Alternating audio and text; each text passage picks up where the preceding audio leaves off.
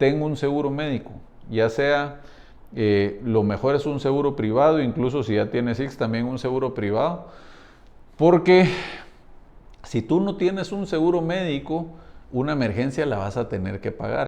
Realmente mis negocios crecen por deuda buena, no por la deuda mala. La deuda buena es empresarialmente deuda que voy adquiriendo para ya sea comprar activos que me generan rentas, que me generan utilidades en los negocios. Yo creo que hay que tener mucho cuidado. Yo sí creo que si no tienes un trabajo formal con ingresos constantes y con expectativa de crecimiento, no es bueno meterse a una deuda de casa. A veces confundimos una inversión con el sentimiento de tener una propiedad. La gente que hace más dinero lo hace con negocios y tienen un negocio que lo crecieron y lo hicieron fuerte, pero la mayoría en bienes raíces hacen buen capital ahí. Y eso yo creo que es una recomendación de la deuda buena. Bienvenidos a Money Coach, un podcast para descubrir la libertad financiera. Aprenderás a hacer dinero y tener el mindset del 1%. Llegó el momento de ejercitar tu mente y crear buenos hábitos financieros. Y así como en los deportes, los negocios y finanzas personales también necesitan de un coach. Conversaré con mentores Money Coaches y juntos lograremos vivir en abundancia y crear riqueza. ¿Aceptas el reto? Yo soy Adrián Lemke y esto es Money Coach. Hola amigos, bienvenidos a otro episodio de Money Coach. Hoy estamos aquí desde la casa modelo de Endora grabando el tema de deuda buena y deuda mala. Vamos a ir hablando en detalle un poquito de cada una. Quiero darles el mayor valor posible. Creo que este tema lo hemos hablado en varios podcasts, pero nada específico. Pero yo tal vez ahorita lo que le quiero es dejar un mensaje al consumidor final y también a algunos empresarios en cuál es la deuda buena y cuál es la deuda mala. ¿Por qué es un tema importante? Primero porque hay mucho es el mindset. Hay gente que piensa que toda deuda es mala y lo cual no es cierto. Y hay gente que cree que toda la deuda es buena y tampoco es cierto. Entonces vamos a distinguir un poco de cada una y vamos a entrar en detalle en cada deuda específica para poder entender y racionalizar por qué es mala y qué peligros tienen. Todo lleva mucho el tema de la disciplina. La deuda, aunque no lo crean, lo tengo mucho en mi libro que ya sale ahorita el 24 de octubre es el lanzamiento, 26 de octubre es el lanzamiento. Ya cuando hayan visto este podcast ya va a estar a la venta, pero es un poco cómo la deuda buena te puede hacer muy rico si tienes disciplina y tienes educación financiera. Realmente mis negocios crecen por deuda buena, no por la deuda mala. La deuda buena es empresarialmente deuda que voy adquiriendo para ya sea comprar activos que me generan rentas, que me generan utilidades en los negocios. Pero es buena porque ya cuando uno tiene una educación financiera ya tienes ese conocimiento y ¿sabes qué? Para hacerlo de la forma más fácil es cuando ya tienes flujos constantes en un negocio y ya puedes proyectar lo que viene con poca volatilidad. Se vuelve deuda buena porque sabes que esos flujos van a ayudar a contribuir a pagar los intereses y a esa deuda. Entonces realmente cada vez que yo adquiero deuda la utilizo para obtener activos que me van a generar una rentabilidad más alta que los intereses que le puedo pagar, que le tengo que pagar al banco, y me queda un residual. Entonces estoy ganando con deuda y eso se llama como other people's money. Eso es en negocios. También la deuda buena en el tema personal, por ejemplo, pues grabamos un episodio que probablemente ya lo han visto, que es de desarrollo inmobiliario de Endora, donde hablamos mucho del FHA y del endeudamiento al comprar un activo. Personalmente, todos, pues no todos, pero la mayoría quieren comprar una propiedad y compran una propiedad en el ciclo de su vida donde utilizan deuda. Esa deuda es buena y puede ser mala, depende cómo la utilices. ¿Por qué? Porque todo también empieza en si estás comprando a un buen precio. Si al final tú compras a precio sobre mercado y utilizas deuda para un activo como una propiedad, ya sea para alquilar o para que tú vivas, ya le estás perdiendo porque realmente la rentabilidad la estás matando y al final le tienes que pagar al banco un 7, 8 o hasta un 10% y tal vez ese activo te está generando una rentabilidad abajo de ese porcentaje, entonces no lo hace rentable.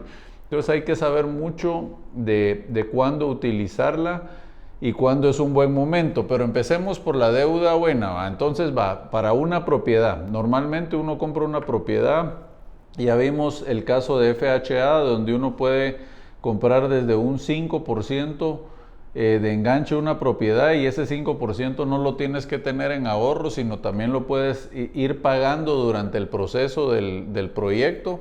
Pues en el caso de que pusimos de Endora eran de 36 meses, pero veamos un ejemplo de 24 meses, que tal vez 18 o 24 meses. Entonces, si tú compras una propiedad de $100,000, tienes que poner un enganche de $5,000, lo cual lo vas a tener que pagar durante esos 24 meses, ¿verdad? Ya puedes ver que esos 5,000 dentro de 24 te queda una cuota bien chiquita y no necesitas un enganche para arrancar.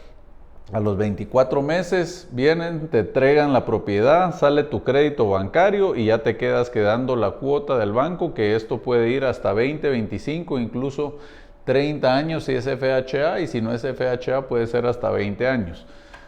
¿Por qué se le dice que eso puede ser una deuda buena? Porque si compras a un buen precio, un valor de mercado, aquí en todo el mundo la tendencia de los bienes inmuebles es de que la plusvalía suba. Y cuando la plusvalía está subiendo, estás ganando. Yo creo que ya puse un par de ejercicios, pero siempre es ponerlo. Si tú compras una propiedad de $100,000, de la cual pones $10,000 de enganche, y a los 5 años, por ejemplo, la vendes en $150,000, eso quiere decir que recuperaste tus $10,000 y tuviste aparte una utilidad de $50,000. O sea, hiciste 6x tu dinero en ese sentido. Y no siempre es así. Este es tal vez un ejemplo un poquito más exagerado, pero ya te dices que esos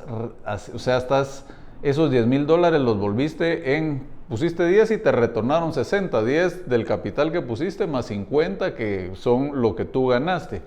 Si lo ves más conservador, no la vendiste en 150, sino que tal vez la vendiste en 130 menos comisiones 120, entonces pusiste 10 y te retornaron tus 10 más 20, o sea, al final hiciste un 3x, triplicaste el capital. Ahí no estamos tomando cuenta de intereses, pero es solo para que ustedes entiendan el ejemplo, pero es como uno rentabiliza. La mayoría de millonarios en Estados Unidos se han hecho por bienes raíces y han utilizado esta metodología. Yo he hablado mucho del libro de Padre Rico, Padre Pobre, que lo he leído como 4 veces y se lo recomiendo porque ahí habla mucho de eso, cómo a veces hay gente que ha hecho capital sin tener enganche, han comprado propiedades sin un enganche y le han ganado la plusvalía, y después cuando esa plusvalía ya subió, no solo la venden y ganan utilidad, sino que se la pueden quedar, pero pueden ampliar su deuda, porque por ejemplo el banco en Estados Unidos, que son más agresivos, la propiedad valía $100,000 y le dieron los $100,000, y la propiedad después vale $150,000, ellos pueden ampliar todavía unos 30, 40, incluso $50,000 más de endeudamiento, y eso lo pueden utilizar para enganche, para otra propiedad, y eso lo siguen haciendo y lo siguen haciendo, y así como han crecido y muchos se han hecho millonarios de esa forma, porque van ganando plusvalía en las casas, van sacando más equity de esas ganancias, la van metiendo en otras casas y aparte las casas las van alquilando, donde ese alquiler les paga esa cuota mensual de las deudas. Entonces ahí es donde va el círculo y van haciéndose millonarios, y la mayoría de millonarios en Estados Unidos, no sé si en todas partes del mundo, pero en Estados Unidos se han hecho con bienes raíces. La gente que hace más dinero lo hace con negocios y tienen un negocio que lo crecieron y lo hicieron fuerte, pero la mayoría en bienes raíces hacen buen capital ahí, y eso yo creo que es una recomendación de la deuda buena. ¿Lo puedes hacer sin deuda?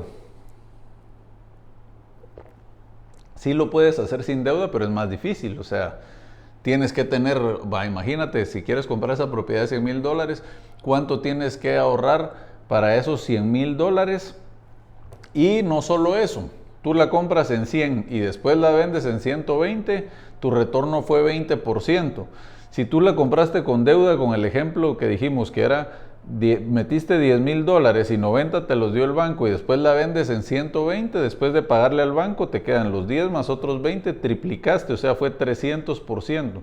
De 300% utilizando deuda buena a un 20% que es la deuda, que es sin deuda. Entonces, por eso es de que la gente rica se hace rica con deuda. Hacerse rico sin deuda es muy difícil porque tienes que acumular mucho capital y tu costo de oportunidad.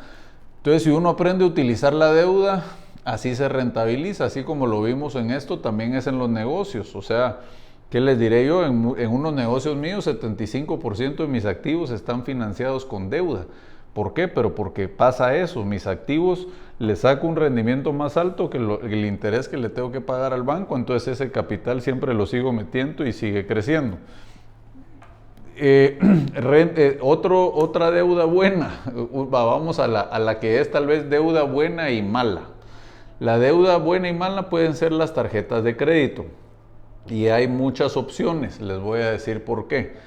Por ejemplo, una deuda mala es comprar temas de consumo que se deprecian. Aquí, como vimos, bienes raíces, ese siempre es un activo que se va a apreciar.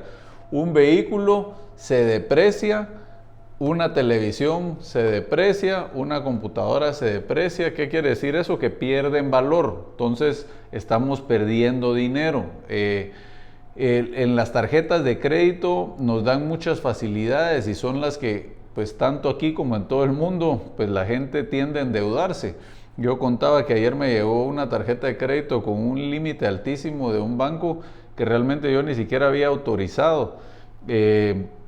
¿Y qué hace eso? Uno dice, pues es dinero fácil. Si no tenemos disciplina, de ahí la topamos y son peligrosas. Entonces, ¿por qué puede ser deuda mala? Porque, por ejemplo, para mí, yo sí utilizo financiarme con tarjetas de crédito porque ofrecen muchas cosas buenas. Uno es, por ejemplo, el tema de puntos o de millas, etcétera. Yo ya hice un cálculo así más o menos, que más o menos le dan a uno 3% de crédito en boletos aéreos. ¿Qué quiere decir eso? Si yo, por ejemplo, me gasté $10,000, el 3% son $300 que yo tengo para comprar un ticket aéreo.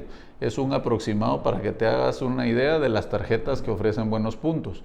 ¿Y por qué lo veo yo que sí me puedo financiar bien con esas tarjetas? Porque aparte utilizo, pues si quieres, necesito comprar una televisión, una computadora. Cuando decimos deuda mala, pues tampoco es de que no compres esos activos, porque es parte de tener tu hogar, tener tus muebles, la cosa es cuando uno se va a excesos. Pero ¿qué pasa? Que te ofrecen bisacuotas y puedes pagar esa televisión que te va a costar, no sé, $1,000 y la puedes pagar en 10 pagos de 100 sin intereses. Lo delicado de eso es tal vez el nivel de endeudamiento que después te puede afectar. Porque tú compraste esa televisión en $1,000 y no tomas en cuenta que después quieres ir a pedir un crédito al banco para comprar tu casa y el banco sí va a tomar en cuenta que todavía debes esos $1,000, ¿verdad? Y tú lo ves tal vez como solo cuotas que tienes que pagar, pero sí es una deuda y sí va sumando. El banco normalmente cuando te va a dar un financiamiento para una propiedad te va a dar más o menos el 30% de ingresos y ve que tu nivel de endeudamiento no esté pasando todas esas cuotas. Creo, si no estoy mal, es casi un 50% de lo que tú ganas. Eso quiere decir que si tú ganas, por ejemplo, 10,000 quetzales, 5,000 quetzales es lo máximo que puedes tener en la suma de todas las cuotas de las deudas que tú tienes. Es un aproximado. Pero realmente eso te lleva a llevar un poquito el mejor control. Entonces, deuda buena porque yo, como les digo, muchos de mis viajes, las tarjetas me salen, yo pago 0 intereses, tanto en las bisacuotas que las sé utilizar, porque no me cobran intereses, como para comprar todo lo que utilizo mensualmente. Al final sigo comprando y me va acumulando puntos y no estoy pagando intereses sobre eso, sino que lo pago en su fecha de pago. Hay una fecha corta y una fecha de pago y aparte me va dando un buen récord crediticio que hace que los bancos cada vez me quieran prestar más dinero, ya sea en tarjetas o en otras cosas. Por eso es bien importante mantener tu crédito limpio y ser ordenado, porque si no después te puede afectar. ¿Qué pasa si en estas deudas, que ahorita la estoy viendo yo como buena, en el sentido de que me estoy financiando de gratis con artículos que no me están generando ingresos pasivos, sino que son de consumo? Solo el mensaje, solo hay que tener cuidado, porque tú vienes y si te acumulas mucho, después no consigues otros préstamos, o si entras en mora y estás atrasado porque ya no pudiste pagarlo, después vienes, quieres ir con tu esposa a comprar esa casa y que resulta que como tienes mora no te dan el crédito. Imagínate que por no pagar una tarjeta pequeña y tener un mal récord no te den un préstamo grande para comprar tal vez la casa de tus sueños. Entonces yo creo que por ahí es la parte donde es un poquito delicada y hay que tener un poco de cuidado. Pero en sí, todo lo que es consumo es deuda mala. ¿Por qué? Ya lo hablamos. Activos, estás comprando, veámoslo así, estás comprando activos que sacan dinero de tu bolsa y no traen dinero de tu bolsa. Tal vez yo creo que ese es como el resumen más fácil. La deuda buena es la que estás comprando con deuda, activos que te traen dinero a la bolsa. La deuda mala es la que estás comprando activos que sacan dinero de tu bolsa. Y la única diferencia es porque estos se aprecian y generan cierta rentabilidad y estos no es como que se puedan rentar y aparte se van depreciando y van perdiendo valor, ¿va? Entonces tal vez algunos consejos en deuda mala es si vas a comprar un carro, no lo compres nuevo. Es normalmente tal vez lo óptimo es comprarlo a los 3 años de uso, donde comercialmente mercado ya se depreciaron cierta cantidad, pero el vehículo está en un buen estado. Entonces por ejemplo, si ese carro valía $50,000, tal vez lo vas a conseguir tú ya a los 3 años en unos $30,000, $28,000, pero en un buen estado y ya no vas a sufrir tanta depreciación en los próximos años como la que tuviste al principio con esta, que perdió ¿qué? $22,000 en 3 años y tal vez en los próximos 3 años no va a perder $22,000, sino va a perder solo 10, entonces le pierdes menos. En lo que son televisiones, lavadoras, cosas para el hogar, eso sí es más difícil porque no es como que haya un mercado secundario, es difícil revenderlos, es difícil saber cuánto es la depreciación exacta.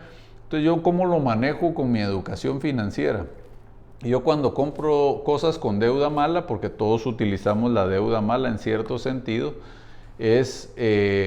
lo tiro como que si ya se me fue a cero. ¿Qué quiere decir eso? Si yo compré esa televisión de $2,000, lo tomo como que en mi presupuesto que eso fue un gasto y ya salió de mi bolsa y como que ya lo perdí. Ya sabemos que no va a retornar. No te sugiero que vengas y digas, es que después la voy a vender en $1,000 y voy a... Tú tíralo a pérdida, sácalo de tu balance. Si después tú la logras vender o algo, pues ya lo puedes poner como un ingreso extraordinario. Esto es mucho cómo lleva uno su presupuesto familiar. Yo así llevo mi presupuesto. Tengo todos los gastos y todo lo que compro. Incluso si compro un carro y tengo el enganche, lo tiro ya como que ese enganche ya lo perdí. Y si después vendo el carro y pago la deuda y recupero cierto monto, pues ya lo tomo como un ingreso extraordinario. Entonces eso ya te hace un poquito más el flujo de caja, pero no te hace bolas con estar haciendo el tema de la depreciación de cada uno. Y es porque el flujo de caja es importante saber cuánto está entrando y saliendo. Siguiendo en este ejemplo de cómo manejo yo la deuda mala. La deuda mala, les voy a decir por qué. Depende quién la esté utilizando. Todo es por el costo de oportunidad. Y les voy a poner un ejemplo bien fácil. Por ejemplo, en mi caso, si yo puedo conseguir una deuda al 10% y ese dinero lo puedo meter en un activo y comprar un activo que me va a generar un 25-30%, eso quiere decir que asumamos me está generando 30 y tengo que pagar 10, todavía me quedan 20 positivos y esos positivos los puedo utilizar ya sea para reinvertirlos en el negocio, para comprar otro activo que me genere rentas o para bajar la deuda. Entonces todo depende mucho del costo de oportunidad de las personas. Pero tú tómalo Y yo estoy hablando ahorita, ese es mi ejemplo, en el ejemplo de, no sé, 80, 85, 90% de las personas tal vez no tienen ese costo de oportunidad de sacar un 10%, sino tal vez es sacar un 5 o 7%. Imagínate, y eso es una mate sencilla, si tú vienes y 5 o 7% es lo que vas a generar sobre ese dinero y a la deuda tienes que pagarle un 7, 8, ya estás más abajo. Entonces, ¿qué te conviene? No hacer eso, sino ir limpiando y bajando tus deudas. Todo depende del costo de oportunidad y riesgo de tu dinero. Entonces, para la mayoría de personas, muchos me cuentan, por ejemplo, uno de mis gerentes me dijo, yo ya terminé de pagar mi casa. ¡Pum! Lo aplaudo. Imagínense, o sea, y es joven, todavía tenía creo que 13 años para pagarla, pero él lo que hacía es que sus ahorros y sus bonos iba pagando la deuda e iba bajando ese costo financiero de un 7-8% y ahora ya tiene un patrimonio libre de deuda, no tiene que pagar más que el mantenimiento de su casa y en cualquier escenario viene, la vende y ya está, recuperó y más plusvalía y todo y puede pasarse a algo más grande o hacer algo diferente. Es como generamos patrimonio. El tema financiero es un poco tricky con esto de las deudas malas y buenas. Y creo que aunque a veces pongo muchos ejemplos de mi lado, tal vez vamos a hablar un poquito más de lo que es común y general. Los bancos aquí en Guatemala, el costo financiero es mucho más alto que en otros países, exceptuando ahorita la alta inflación en Estados Unidos.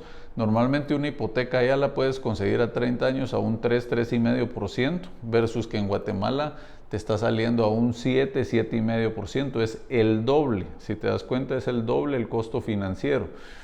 Eso es porque, no sé si es una razón, pero también lógicamente la deuda barata es un incentivo alto a que la gente compre más casas y eso hace que la plusvalía de las propiedades suban más rápido y eso es lo que también causó la crisis financiera en Estados Unidos, que ya le estaban dando deuda a cualquiera, deuda barata y después no la pudieron pagar y se volvió una burbuja y estalló y los precios se vinieron para abajo.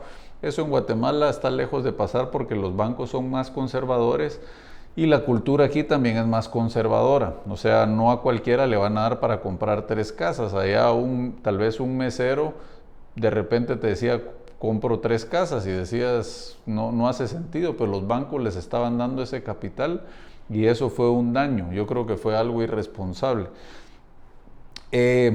Entonces, regresando al tema de que en Estados Unidos la mayoría de millonarios se hacen con bienes raíces, por eso es que quería grabar esto, porque yo quiero que tú entiendas cómo ser disciplinado, tener cierta educación financiera y cada vez puedas hacer más dinero. Entonces veamos el trayecto de la vida. Tú sales, vienes, vas a la universidad, consigues tu primer trabajo.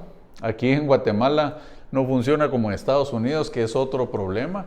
En Estados Unidos viene una institución gubernamental y les presta dineros a los estudiantes. ¿Y qué pasa? Que a los 4 años salen de la universidad con una deuda mala. ¿Por qué es mala? Porque deben $200,000 más los intereses acumulados de ese tiempo porque no se los han cobrado, porque no tienen trabajo y no consiguen trabajo porque no tienen experiencia. De repente consiguen un trabajo donde sus ingresos no son suficientes y es increíble, pero a veces pasan con esa deuda universitaria hasta 10, 15 años, entran en default y es un problema, después no pueden comprar su casa. Entonces yo creo que Estados Unidos es muy agresivo en ese mercado y la gente también no está educada financieramente y toma esas decisiones. Pero ¿cuál es la recomendación? Tú vienes, asumiendo que fuiste a estudiar a la universidad, te gradúas, consigues tu primer trabajo. Si eres responsable y disciplinado, yo lo que te diría es, bueno, ya puedes comprar. Hay gente que dice, es que voy a esperar 5 años para comprar una propiedad. ¿Por qué no mejor tomar la decisión de voy a ser disciplinado y voy a comprar mi propiedad ahorita? ¿Cómo? Sin enganche, sí. Me voy a ir a un proyecto nuevo que está atractivo y voy a comprar FHA, que realmente solo voy a necesitar un 5-10% de enganche y el resto lo voy a financiar con el banco. El banco sí me va a dar el préstamo porque ya tengo un trabajo estable. Y compro esa propiedad. Bueno, ya una vez la compré y le debo al banco 90% todavía de la propiedad, esa va a empezar a generar plusvalía. Aquí estamos asumiendo que tú vives ahí, que no la estás alquilando. Entonces ya viviendo ahí vas pagando tus cuotas, pero en tu trabajo cada vez te está yendo mejor. Y una vez que te está yendo mejor, puedes ahorrar más. Y ese ahorro, parte puede ser abonar la deuda. Entonces, ¿qué quiere decir? Si tú ganas, me estoy inventando, pero si tú ganas 15,000 quetzales y tu cuota son 5,000 quetzales, entonces te quedan mes a mes 10,000 quetzales para tus gastos. De esos 10,000 asumamos que tú logres ahorrar 2,000 y solo 8,000 los utilices para mantenimiento de la casa, para el carro, para otros gastos, y los 2,000 quetzales adicionales, en lugar de ahorrarlos, los puedes ir bajando en la deuda. Lo difícil es que uno debe tener un balance, porque ¿qué es mejor, ir bajando deuda o tener ahorros? No, yo creo que ni una ni otra. Yo creo que uno debe ir viendo cómo vas teniendo un fondo de reserva, que es, en este ejemplo, 6 meses de ahorros. Eso quiere decir que si estamos hablando que ganas 15,000 quetzales, trata de tener 15 por 6, 90,000 quetzales de ahorros, por si en un momento te quedas de trabajo. Eso te va a ayudar a un tiempo para que consigas otro trabajo y mantener el hogar y seguir pagando esa cuota de la deuda.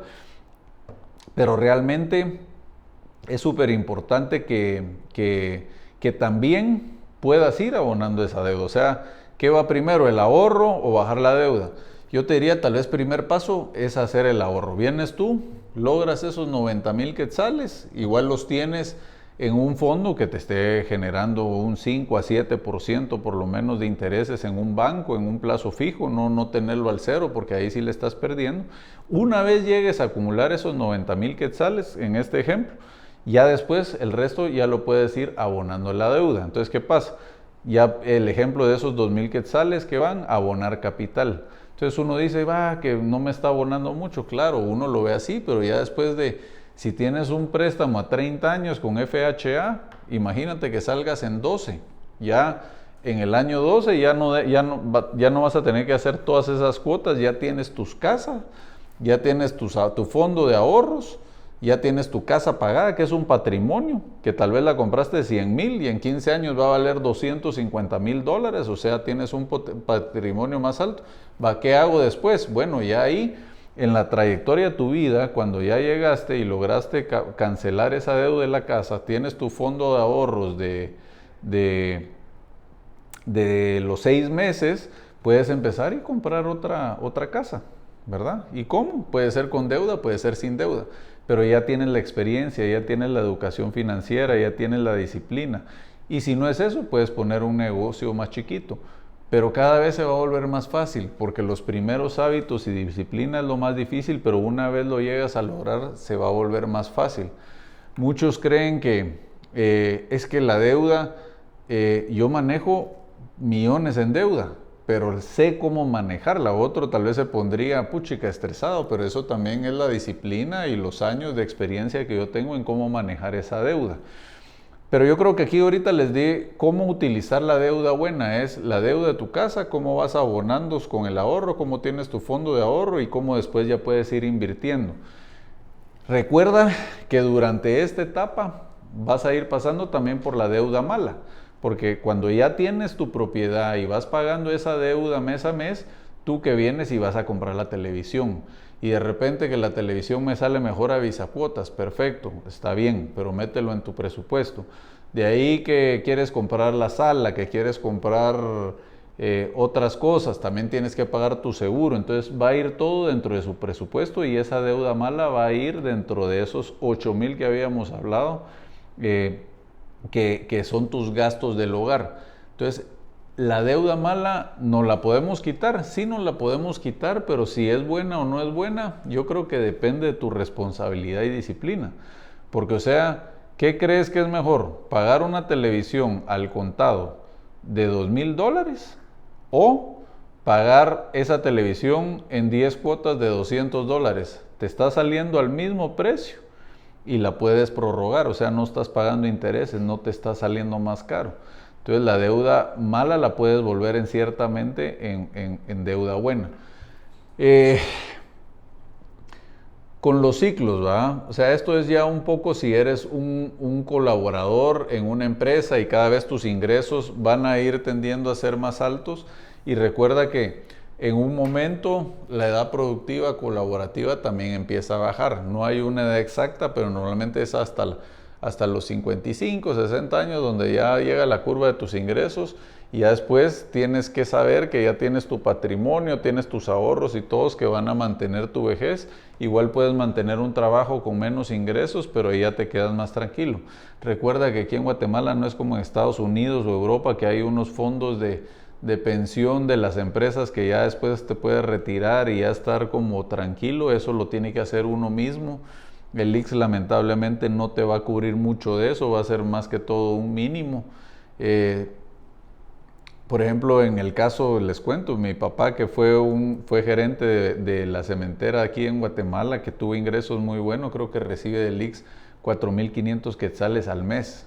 ¿Se imaginan? O sea, el beneficio del IX no te va a ayudar a sostener como que ese futuro. Y también toma que hay ciclos de deuda. O sea, ayer estaba hablando con un señor que realmente sigue utilizando deuda para comprar activos y me dijo, mira Adrián, yo ya no quiero utilizar deuda, ya quiero estar tranquilo. Todos tenemos ciclos de vida y también la deuda, yo creo que hay ciclos para utilizarla, sobre todo cuando estamos de colaboradores en una empresa. ¿Por qué? Porque en un momento podemos perder nuestro trabajo o podemos, no sé, ya a veces los jubilan, etcétera, y no quieres tener deudas altas cuando ya tus ingresos van a ir bajando y tener esa poca tranquilidad. Entonces la deuda es mejor utilizarla en un principio. Ya si eres empresario es diferente en cómo utilizar la deuda. Porque lo que por ejemplo en el caso mío y de empresarios, todo depende de qué industria, pero si utilizas la deuda la puedes seguir utilizando a los 80 años. Y les voy a decir la diferencia. ¿Por qué?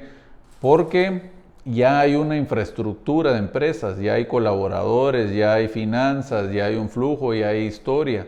Entonces ya eso no está dependiendo de uno. Entonces el banco va a seguir dándoles préstamos a estas empresas porque saben que no depende de uno y dicen, si él ya no está o se muere o le pasa algo, esto va a seguir generando flujo efectivo. Mientras que si eres colaborador no es así, porque los flujos dependen de tu trabajo. Entonces tú tienes que ir planeando, si eres colaborador, esa trayectoria de vida, cómo vas haciendo tu patrimonio, cómo pagas tu casa, cómo tienes tu fondo de ahorro, cómo vas utilizando tus tarjetas de forma inteligente, donde no utilizas extrafinanciamientos ni te atrasas, porque cada vez que te atrasas las tasas pueden ser de 5% mensual o 60% anual, son increíbles, pero de una forma inteligente. Imagínense a mí el crédito que me dan en la tarjeta de crédito y pago 0 intereses. Ustedes dirán, entonces, ¿por qué le interesa al banco darle tarjeta a Adrián? Porque acuérdense que ellos le ganan a cada transacción. Cada vez que yo voy a un negocio y compro algo de 100 pesos, por ejemplo, pues el local va a recibir 95 porque 5 se los va a quedar Visa y entre Visa y el banco. Entonces ellos a volumen de compra, alguien que consume bastante también van ganando ahí. Pero lógicamente también ellos rentabilizan mucho cuando tú entras en mora. ¿Por qué? Porque imagínate, ya te están cobrando una tasa del 60% anual. Entonces, ¿de quién es la culpa? Dicen, ¿es del banco o es de uno? Yo creo que es más responsabilidad nuestra de aprender a saber cómo se utiliza el instrumento. Por eso es que ahora también creo que ya está la ley de tarjetas y todo eso, la información tiene que ser más clara, porque la gente no quedaba clara de cuánto era lo que estaba pagando y cuáles eran las condiciones, y no era totalmente transparente, se puede decir, y eso yo creo que también estaba mal, y yo creo que ahorita va a ser un beneficio para aprender a utilizarlo.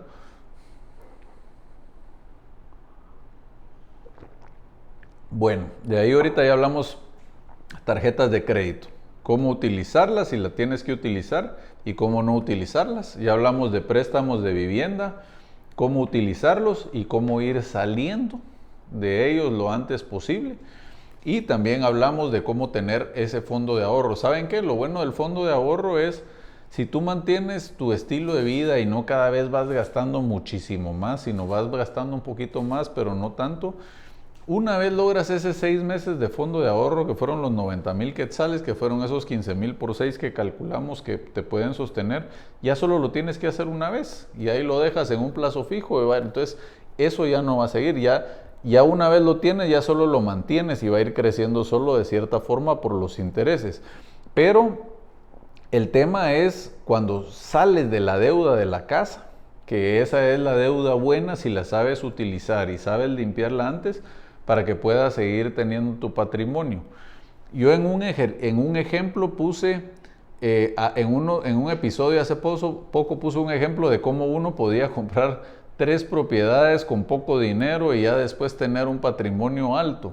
Ese episodio lo puedes ver para ver cómo puedes en 5 a 10 años pues, generar riqueza y tener un fondo de retiro ya con 3 activos que te generan rentas, pero ya es un poquito más detallado, como para verle, para que lo puedas ver un poquito más específico. Ahora vamos a hablar de cómo salir de la deuda mala cuando ya estás complicado. Cómo salir de la deuda mala. ¿Qué he visto yo? He visto de todo, pero hay gente, primero, que empiezan a financiar proyectos, o sea, negocios con tarjetas de crédito. Ese es un error grave. Nunca comiences un proyecto o un emprendimiento con deuda. O sea, es lo que no confundamos la deuda buena con un negocio que ya tiene un track record y ya tiene flujos de efectivo, que sí puede pagar esa nueva deuda que esté entrando, a que tú quieras empezar algo de alto riesgo con 3 tarjetas de crédito que le metiste 100,000 pesos y después no las podés pagar. ¿Por qué? Porque realmente eso, si el negocio no funciona, no vas a tener cómo pagarlo. Y eso que pasa te genera un récord crediticio malo, y eso que pasa ya no puedes comprar tu casa, y a veces puedes pasar hasta 10 años que te acumularon muchos intereses de todo eso que no pagaste. Entonces yo creo que ahí es un poquito el tema delicado de cómo tener cuidado en no utilizar deuda para un negocio nuevo, ¿verdad? Otra es utilizar la deuda hasta que ese tu negocio que tú ya invertiste capital o ya creció de cierta forma, genera ciertos flujos que puedan pagar esa deuda, pero ya tiene cierta certeza. De ahí la deuda, me perdí ahorita, vamos a ver, estamos deuda buena, deuda mala, y hablamos ahorita de cómo no utilizar deuda para un emprendimiento, utilizar deuda para comprar tu casa, pero tú ya tienes un trabajo estable. ¿Qué pasa si no tienes un trabajo estable? No compres esa casa. Porque realmente, ¿qué pasa? Por ejemplo, si eres un corredor de bienes raíces o tienes un negocio de freelance, tus ingresos van a ser inestables. Y si no tienes esa educación financiera, te vas a meter a comprar una propiedad que realmente no vas a atrasarte y te va a generar mora y te va a generar interés en mora porque no vas a tener esa constancia de ingresos, y es algo bastante delicado. Entonces yo creo que hay que tener mucho cuidado. Yo sí creo que si no tienes un trabajo formal con ingresos constantes y con expectativa de crecimiento, no es bueno meterse a una deuda de casa. A veces confundimos una inversión con el sentimiento de tener una propiedad. Yo les cuento, yo no tengo propiedades, pero no es porque esté diciendo aquí, sí hazlo, y yo, ¿por qué no lo estoy haciendo? Es un poco porque les digo el costo de oportunidad. Yo, mientras mis negocios vayan creciendo, me conviene más lo que voy ganando y ahorrando, meterlo ahí de regreso a comprar una propiedad que me va a generar menos rentabilidad. Segundo, en mi caso a mí me gusta mucho la movilidad. En el episodio que grabamos de Endora, habla mucho cómo ha cambiado la tendencia, que antes la vieja escuela, la gente compraba una propiedad a 20, 30 años para toda la vida, y de ahí se las querían dejar a sus hijos y a sus nietos. Ya la tendencia cambió. Y ahora, aunque tú compres una propiedad, la vas a tener 5, 6, 7 años, pues en general no todos va a ser así, pero muchas personas. ¿Por qué? Porque tú necesitas una propiedad para cuando no tienes hijos, otro diseño de propiedad para cuando ya tienes 3 hijos chiquitos, otra para cuando ya son adolescentes y otras para cuando ya se fueron de tu casa. ¿Por qué? Porque cuando no tienes hijos, ¿qué necesitas? Tal vez 2 cuartos, y tal vez, ¿por qué? Uno para ti y tu esposa, y otro puede ser estudio y cuando tengas tu primer bebé. Pero ¿qué pasa? De ahí tuviste 2 o 3 hijos. Entonces, ¿qué necesitas? Un apartamento de 3 o 4 cuartos. ¿Qué pasa? Que cuando son adolescentes ya se siente muy apretado porque el apartamento es de 137 metros cuadrados y tienes ahí, viven 5 personas. Entonces necesitas algo más grande, ya sea una casa, por ejemplo, y la gente se puede pasar a una casa o un apartamento mucho más grande de más cuartos. ¿Y qué pasa? Después los niños se van de la casa, entonces ya está muy grande, entonces tienes que regresar a la parte un poquito más pequeña. Entonces yo creo que hay que identificar los ciclos. Pero no hay que tener nervios de decir voy a tomar una decisión incorrecta, siempre amarrado al tema que vas a utilizar deuda. ¿Por qué?